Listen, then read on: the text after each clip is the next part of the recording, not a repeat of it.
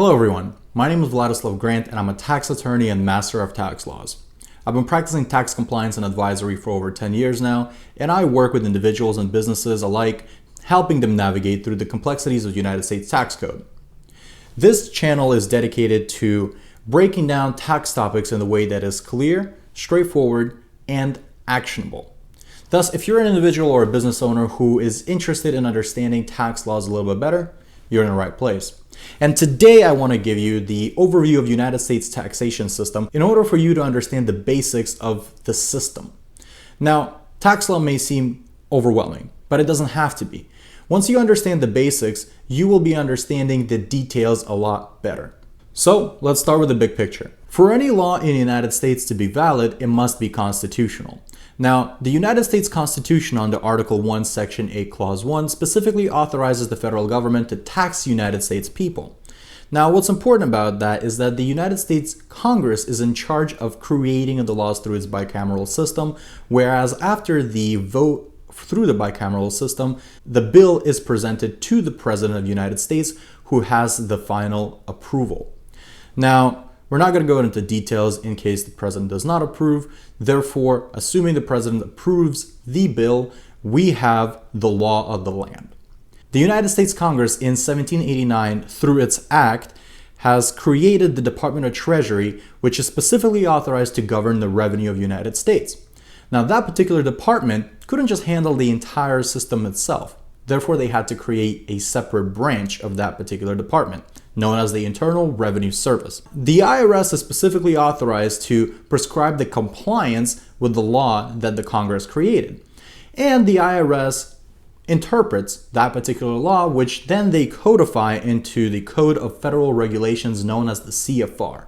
Once the law is codified and is presented through its interpretations in the CFR by the IRS, you have a taxpayer, which is you, who has to comply with that particular law before the Internal Revenue Service. And how do you comply? You have to file a tax return every single year. You have to review the law as it's written in the statutes, and you have to interpret the interpretations of the Internal Revenue Service through the Code of Federal Regulations. Now, taxpayers don't always agree with the Internal Revenue Service interpretations or with the laws. Sometimes the laws are invalid because they're not constitutional, and sometimes the regulations, how IRS sees the compliance with the law, is simply wrong. Therefore, the taxpayers who don't agree with the law file a tax return with a specific tax position. The Internal Revenue Service has the authority to audit tax returns and disagree with the taxpayer. Now, what happens if the IRS disagrees with the taxpayer? Essentially, the taxpayer loses if he doesn't contest his position against the IRS. The Internal Revenue Service will simply deny the position that the taxpayer has taken, and the taxpayer is left with one decision, is to appeal the IRS's decision. And that appeal goes as a petition to the United States tax courts that have authority to regulate the United States tax law. And this is where the tax courts will review the statutes that are presented by the United States Congress for constitutionality. This is where they will review the Internal Revenue Service's interpretation of the statutes, and then they will review the facts and the validity of the taxpayer's position. Now, what happens if the tax law is found unconstitutional?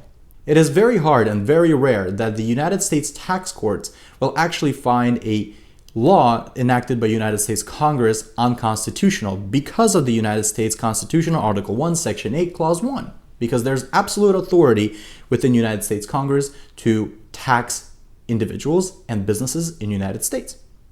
Now, the entire system is created to be very complicated and is quite frankly designed against the taxpayers.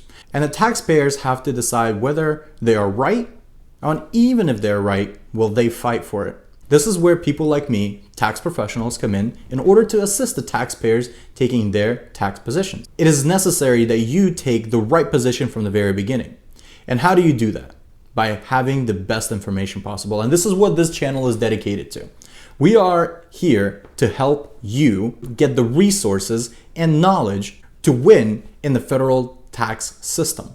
If you are a business owner, investor, individual, or a foreigner who has interests in the United States, you're more than welcome to visit our website at www.grant.com grant-tax.com and call me at this number to schedule your free 15-minute consultation to evaluate your situation and propose to you the solutions. Now that you have the overview of the United States tax system, you are now more equipped to understanding the intricate details in which we will go in the future videos. Thank you for watching this overview of the United States tax system. I hope that you liked the video. Please put this thumbs up, subscribe, and put the notification bell on. We want you to be aware of your options and take more educated positions on your tax returns. Thank you for watching. My name is Vladislav Grant. I'm a tax attorney and a master of tax laws. Signing off.